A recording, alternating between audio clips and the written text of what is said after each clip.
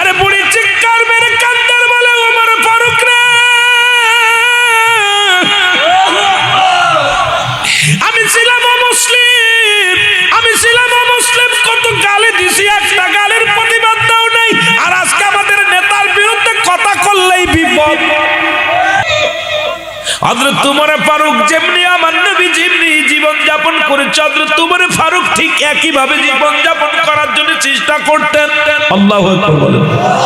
যা দেখ এক বুড়িমা বসে আছি, ডাকতে বলে বুড়িমা তুমি গাছতলা বসে আছো, হাকিকতটা কি গো মা? বলে বাবা রে বসে থাকবো না, কি করো? কয় মা গো তুমি এখানে বসে আছো, কয় ক্ষুধার্ত অবস্থায় বসে আছি। আমি আর কি বলবো, বড়া পড়া উমরের রাজ্যে বাস করি, সেই বড়া পড়া উমর নাকি খেলাফত পেয়েছে, খলিফা হয়েছে, আমাদের খবর নেয় না, আমার খোঁজ খবর নেয় না, এইরকম গালিগালাজ শুরু করলো।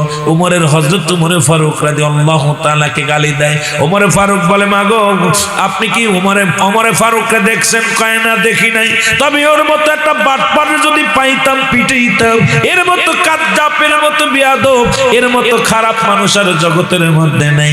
উমর ফারুক কয় মা গো আপনি যাবেন কই? বলে পাশের রাষ্ট্রে যাব, অন্য জায়গা মহল্লায় যাব। কয় মা গো আপনার টুকলাটা আমার হাতের মধ্যে দেন।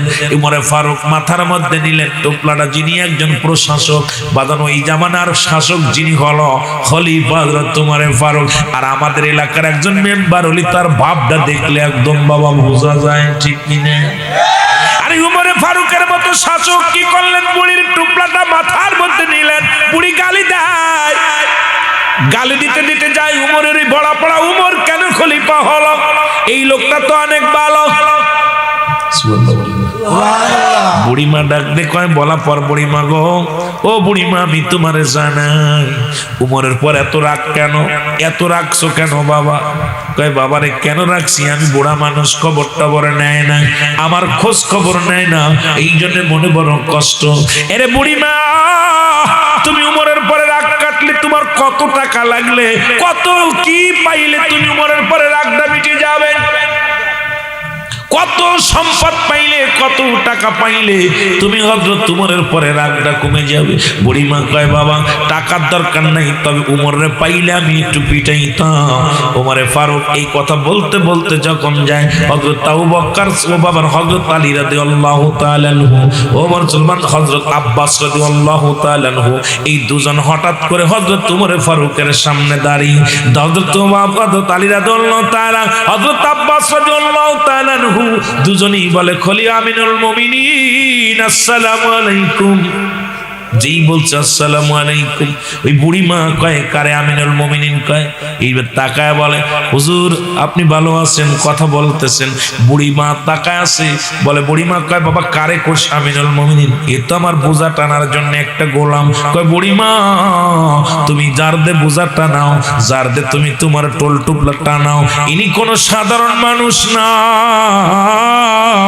ইনি হলো মদিনার শাসক, মদিনার প্রধানমন্ত্রী, ইনি হলো খলিফা হযরত ওমর ফারুক। এ দুনিয়ার মুসলমান দিলের কান্ডা লাগা শুনে নাও, তুরস্কের মধ্যে যেমন শুরু হয়েছে, কদিন আগে ভূমি ধসে প্রায় 40,000-এর উপরে মানুষ মারা গেছে।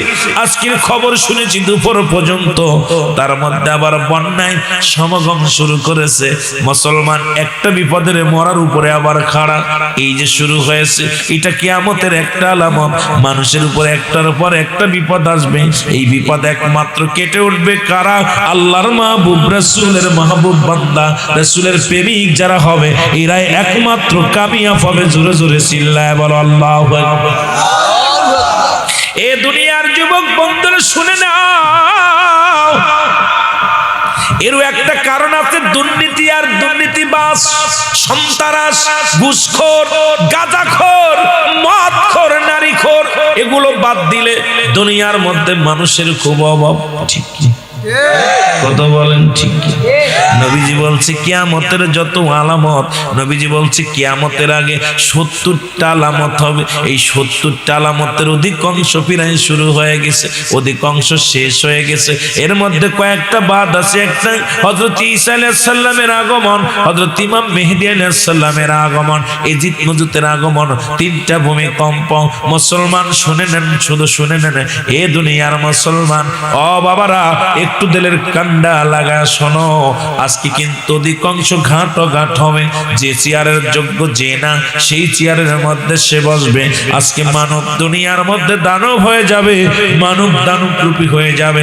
মানুষের ভিতরে অহংকার বাস করবে, মানুষের ভিতরে কোনো মায়া মমতা থাকবে না, ভাইয়ের সঙ্গে ভাইয়ের কোনো বন্ধুতায় থাকবে না, বোনের সঙ্গে ভাইয়ের কোনো সম্পর্ক থাকবে না, মার সঙ্গে সন্তানের কোনো পরিচয় দেওয়া চলবে না।